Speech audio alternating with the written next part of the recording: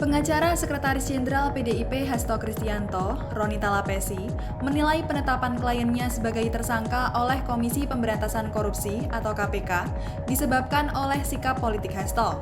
Roni menyebut bahwa penetapan tersangka terjadi setelah Hasto mengkritik Presiden ke-7 Joko Widodo dan peredaran spanduk yang menyerang Ketua Umum PDIP Megawati Soekarno Putri.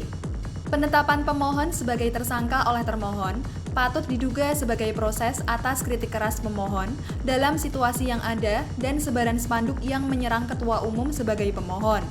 Kata Roni di Pengadilan Negeri Jakarta Selatan, Rabu 5 Februari 2025. Sebab dia menegaskan pemberitaan soal respons masyarakat terhadap spanduk tersebut menghilang dan teralihkan dengan pemberitaan soal status tersangka Hasto. Patut diduga penetapan pemohon sebagai tersangka oleh termohon sangat berhubungan dengan sikap pemohon yang gencar melakukan kritik terhadap kebijakan Jokowi yang menurut pemohon merusak sendi-sendi demokrasi dan supremasi hukum dan merupakan pengalihan isu. Tutur Roni. Baik kata pepatah, sekali dayung 2-3 pulau terlampaui. Tandas dia.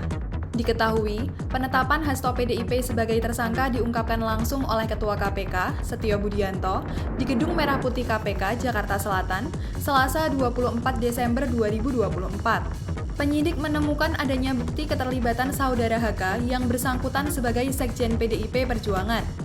Kata Ketua KPK Setio Budianto di Gedung Merah Putih KPK, Jakarta Selatan, Selasa 24 Desember 2024.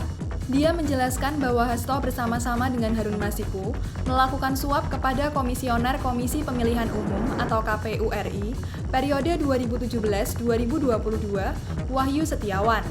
Setio menjelaskan penetapan Hasto sebagai tersangka ini didasari oleh surat perintah penyidikan atau Sprindik nomor Sprint-1-1-12-12/2024 tertanggal 23 Desember 2024.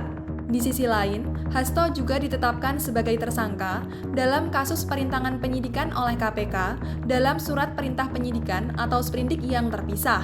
Setio menjelaskan bahwa Hasto memerintahkan Harun Masiku untuk meredam ponselnya di air dan melarikan diri ketika KPK melakukan operasi tangkap tangan.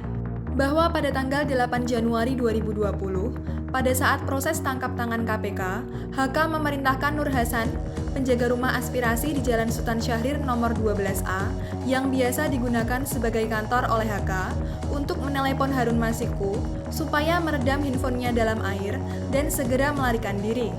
Kata Setio. Kemudian, pada 6 Juni 2024, sebelum Hasto diperiksa sebagai saksi oleh KPK, dia memerintahkan staf pribadinya, Kusnadi, untuk menenggelamkan ponsel agar tidak ditemukan KPK. Hasto kemudian memenuhi panggilan KPK untuk diperiksa sebagai saksi dalam kasus Harun Masiku pada 10 Juni 2024.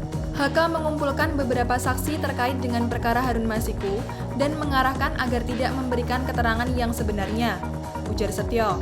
Untuk itu, lanjut dia, KPK menerbitkan Sprindik nomor Sprint-Dik-1-01-12/2024 pada Senin 23 Desember 2024 tentang penetapan Hasto sebagai tersangka kasus dugaan perintangan penyidikan.